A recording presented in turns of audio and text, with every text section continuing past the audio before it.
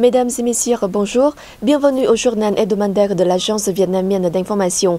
Voici les titres de cette édition. L'Assemblée nationale a procédé à des interpellations inédites du 16 au 18 novembre.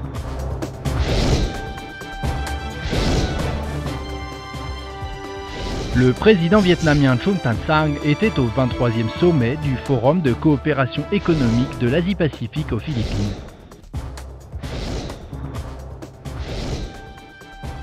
Le Premier ministre Nguyen Tan Dung a assisté au 27e sommet de l'ASEAN et ses conférences annexes en Malaisie.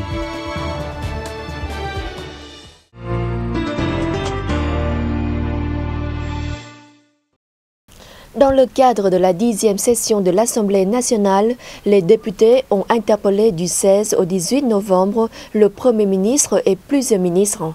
Ces séances sont inédites car tous les membres du gouvernement devaient être présents pour répondre directement aux questions. Pendant 2 jours et demi, 16 ministres et chefs d'organismes ministériels, le président de la Cour populaire suprême, le procureur du parquet populaire, 3 vice-premiers ministres, le Premier ministre et même le président de l'Assemblée nationale ont participé aux interpellations. Dans un rapport présenté devant les députés, le Premier ministre Nguyen Tan Dung a affirmé que les objectifs socio-économiques déjà fixés pour cette année seraient probablement atteints, dont une croissance de 6,5%. Il a ensuite expliqué des problèmes relatifs à l'économie de marché à orientation socialiste et à l'application de l'accord de partenariat transpacifique. Concernant la réduction durable de la pauvreté, le Premier ministre a promis d'augmenter le budget destiné à l'assistance des personnes démunies de 15 000 milliards de dong, soit 652 millions de dollars par rapport à cette année. Pour la mer orientale, le chef du gouvernement a réaffirmé la volonté de garantir l'indépendance et la souveraineté nationale en respectant la Constitution et les lois du Vietnam, la Charte de l'ONU, le droit international, dont la Convention des Nations Unies sur le droit de la mer de 1982, ainsi que la déclaration ASEAN-Chine sur la conduite des parties en mer orientale. Le président de l'Assemblée nationale, Nguyen Sinh Hum, a été interpellé sur la nécessité de compléter les lois. Les vice-premiers ministres Nguyen Xuan Phuc, Hoàng Trung Hải, Vo Duc Dam et les ministres ont répondu à de nombreuses questions sur leur domaine de compétences. Toutes ces séances ont été retransmises en direct sur la télévision et la radio nationale, retenant une grande attention des électeurs. Je suis content que les ministres aient dû répondre directement et immédiatement aux questions sur leur domaine. Cela illustre leurs compétences. Avant, les ministres répondaient aux interpellations en lisant des documents. Ce n'était pas très agréable. Ce sont les premières interpellations de l'Assemblée nationale où tous les membres du gouvernement étaient présents. Avec 175 questions sur des sujets d'actualité et compliqués, elles ont marqué une réforme de l'organe législatif vietnamien. Le président du Vietnam, Trung Tan Sang, a participé au 23e sommet du Forum de coopération économique Asie-Pacifique ou APEC qui a eu lieu du 17 au 18 novembre aux Philippines. Lors de la première séance plénière du sommet, le président Trung Tan Sang a appelé les membres de l'APEC à renforcer leur coopération économique et technique. Il a souligné par ailleurs que les membres et les entreprises de l'APEC devraient soutenir les programmes régionaux et subrégionaux comme l'ASEAN ou du Mekong. Il s'est en outre engagé à coopérer avec les autres membres pour approfondir les relations économiques en Asie-Pacifique. Lors de la deuxième séance plénière, le dirigeant a demandé de promouvoir les efforts afin de réduire les risques de catastrophes grâce à la communauté. Il a insisté sur la nécessité de développer le partenariat public-privé et de coopérer étroitement afin d'appliquer l'agenda 2030 pour le développement durable. Le 23e sommet de l'APEC a adopté 2 déclarations de dirigeants, développement des économies inclusives, édification d'un meilleur monde, vision sur la communauté Asie-Pacifique et soutien du système commercial multilatéral et de la 10e conférence ministérielle de l'OMC. 2 documents sur la stratégie de l'APEC concernant la croissance qualitative et la coopération dans les services ont été également approuvés. Le 17 novembre, Trung Tan Sang a eu un entretien avec le président philippin Benigno Aquino. Ils sont convenus de multiplier les visites de délégation et d'organiser diverses activités en 2016 pour marquer le 40e anniversaire de l'établissement de leurs relations diplomatiques. Les 2 présidents ont été unanimes à favoriser la solidarité au sein de l'ASEAN et à soutenir son rôle central dans les questions importantes de la région comme la sécurité. Ils ont enfin réaffirmé l'importance d'assurer la paix, la stabilité, la sécurité et la liberté de la navigation maritime et aérienne en mer orientale, ainsi que de régler les différends en mer selon le droit international de la Convention des Nations Unies sur le droit de la mer de 1982. Après leur entretien, les deux dirigeants ont assisté à la signature d'une déclaration commune sur l'établissement d'un partenariat stratégique entre le pays. Pendant son séjour, le président vietnamien a rencontré des dirigeants de plusieurs pays, travaillé avec les leaders des pays partis à l'accord de partenariat transpacifique. Il a aussi participé à un dialogue des chefs d'entreprise de l'APEC et un autre avec les membres du Conseil consultatif des affaires de l'APEC. Le Premier ministre Nguyễn Tấn Dũng a participé au 27e sommet de l'ASEAN et à ses conférences annexes qui ont eu lieu les 21 et 22 novembre en Malaisie.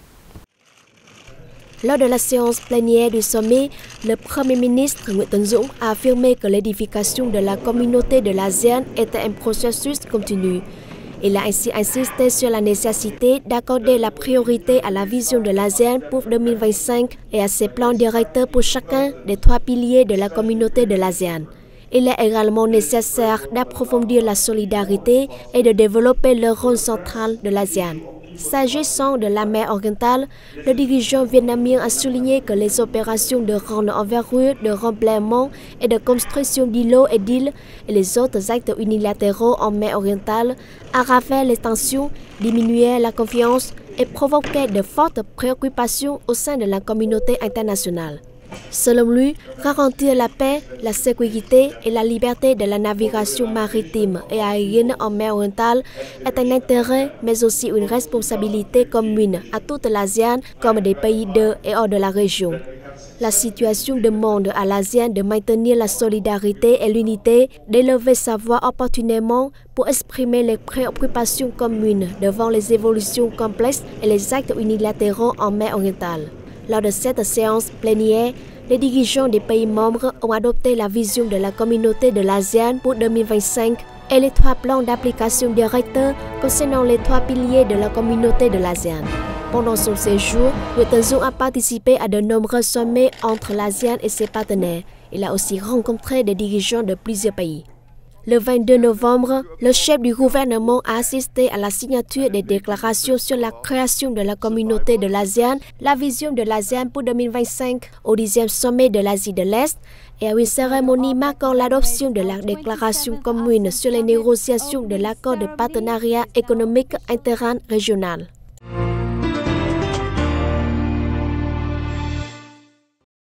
Le 5e congrès des maires de l'Asie de l'Est a eu lieu du 16 au 21 novembre à Da Nang, réunissant 700 délégués de différents pays.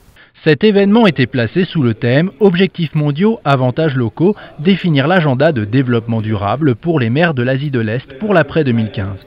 Avec plusieurs conférences, colloques et forums, il a permis aux spécialistes et aux officiels gouvernementaux de discuter de la gestion des ressources naturelles ainsi que de la protection de l'environnement marin des mers de l'Asie de l'Est. Les participants ont aussi défini des objectifs post-2015 de l'organisation intergouvernementale PEMCA ou Partenariat sur la gestion de l'environnement des mers de l'Asie de l'Est. Lors de la cérémonie d'ouverture du congrès, le vice-premier ministre vietnamien Hoang Trung Hai a réaffirmé la volonté du Vietnam de partager avec les autres pays les expériences dans la gestion des ressources marines et de collaborer pour développer un environnement pacifique, promouvoir le droit international, maintenir la sécurité et la sûreté de la navigation maritime et aérienne dans les mers de l'Asie de l'Est. Le directeur général de l'agence vietnamienne d'information, la VNA, Nguyễn Đức Lợi, a participé à la 39e conférence du comité exécutif de l'Organisation de la presse d'Asie-Pacifique, l'OANA, à Séoul. Lors de cet événement, le leader de l'agence vietnamienne a appelé l'OANA à chercher à répondre aux changements rapides de la communication dans le monde. À cette occasion, il a présenté les réalisations de son agence, dont la fourniture des informations en vietnamien et en anglais sur les réseaux sociaux, à commencer par Facebook. Dans les temps à venir, la VNA compte y développer des informations en espagnol, français, chinois, japonais et en langue des ethnies minoritaires du Vietnam. En marge de la conférence, Nguyen Duc Loy a rencontré le PDG de l'agence sud-coréenne Yonhap, Park No-hwang. Ils ont convenu d'établir un cadre de coopération monopole et d'assistance à la publicité des programmes et projets au service des activités de communication et d'information au Vietnam, comme en République de Corée. Le directeur général de la VNA et le directeur exécutif de l'agence de presse iranienne, Mohammad Khodadi, ont signé un accord de coopération. Les deux parties vont renforcer les échanges de visites, l'octroi de bourses dans la presse et l'assistance technique. La conférence de l'OANA a eu lieu les 16 et 17 novembre. Elle a adopté une déclaration en 5 points condamnant les attentats terroristes et affirmant la détermination de les rapporter de façon précise, sans effarement ni partialité. Le programme de musique classique Lula est de retour en cette saison automne-hiver après un an d'arrêt. Son premier concert en plein air a eu lieu le 15 novembre sur le trottoir du 61 rue Ly Thái Tổ à Hanoï. Le concert a commencé avec des valses interprétées par la pianiste sud-coréenne Boo Mi-jang et les artistes de l'orchestre de musique de chambre de Hanoï. Il a attiré de nombreux passants de tous âges. Du 15 novembre au 13 décembre, une représentation est donnée chaque dimanche sur le trottoir du 61 rue Ly Thái Tổ avec au total 5 concerts. Les organisateurs veulent rapprocher la musique classique du public en proposant un spectacle gratuit ayant pour décor l'extérieur. Cette année, les artistes vietnamiens et les invités étrangers interpréteront des œuvres de compositeurs mondialement connus comme Johann Strauss ou Sergei Prokofiev. Une semaine d'exposition sur le rond-poète Nguyễn Du a débuté le 17 novembre à Ho Chi Minh Ville avec diverses activités commémoratives de l'auteur de Chuyện Kiều ou Histoire de Kiều en français. La semaine se poursuit jusqu'au 25 novembre à l'occasion du 250e anniversaire de Nguyễn Du. Elle comprend une exposition de livres et de documents sur ce rond-poète du XVIIIe siècle. Ce sont des publications en écriture vietnamienne latinisée, en caractères démotiques chinois, des œuvres de Nguyễn Du, ainsi que des travaux de recherche. À cette occasion, la Bibliothèque des sciences générales de Ho Chi Minh Ville présente 249 livres sur la vie et les œuvres du grand poète. Sont aussi présentées 20 calligraphies sur des extraits de ses œuvres.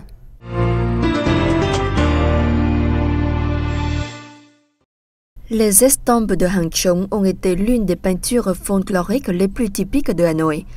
Ayant connu son apogée au XIXe siècle, cet art est aujourd'hui une relique que l'on ne retrouve guère plus que dans les musées. Reportage. Les estampes font partie depuis des temps immémoriaux de la vie du peuple vietnamien, mais on ne sait à quelle époque précise cet art artisanal est apparu à Hàng Chống, aux rues des Tambours, dans le vieux quartier de Hanoï. L'image populaire de Hàng Chống a connu son apogée à la fin du XIXe siècle et au début du XXe siècle. Décorant les maisons et les hôtels des ancêtres, les images populaires de Hàng Chống se retrouvaient encore dans les temples. Les peintures seraient apparues au XVIIe siècle. Elles ont été dessinées à la main, mais la demande croissante a entraîné une imprimerie en grand volume. Nombre de gens des 4 coins du pays sont venus pour ces estampes. Lê Đình Nhiên a appris dès l'âge de 10 ans la fabrication des images populaires par son grand-père et son père. Il possède une collection de 30 tablettes de bois xylographiques pour une carrière entamée il y a 40 ans déjà. À la différence des estampes du village de Dong Ho dans la province de Bắc Ninh, à proximité de la capitale, conçues entièrement par impression de couleurs à l'aide de planches de bois gravées, les images populaires de Hàng Chống, faites sur du papier sang, ne reçoivent que le dessin de base au moyen des planches xylographiques. Les couleurs sont ajoutées par les artisans qui confèrent à la pièce, chacun à sa manière, talent et créativité. À la fin du XXe siècle, les guerres, les bouleversements économiques ainsi que les changements de goût dans les beaux-arts des Hanoïens ont provoqué la disparition des fameuses images populaires de la capitale. Après la réunification nationale en 1975, la plupart des artisans ont abandonné leur métier traditionnel. Aujourd'hui, le vieil homme Lê Đình Nhiên est le dernier fidèle. Il travaille maintenant sur commande des musées, organisations ou individus qui veulent conserver des fameuses images populaires de Hanoï d'antan ou restaurer d'anciennes œuvres. De temps en temps, Lê Đình Nhiên présente ses créations dans les salles d'exposition du pays pour rappeler cet héritage culturel de la capitale au public. Il souhaite également que ces expositions révèlent le passé glorieux d'un art tombé depuis longtemps dans l'oubli. C'est la fin de cette édition. Merci de l'avoir suivi et à la semaine prochaine.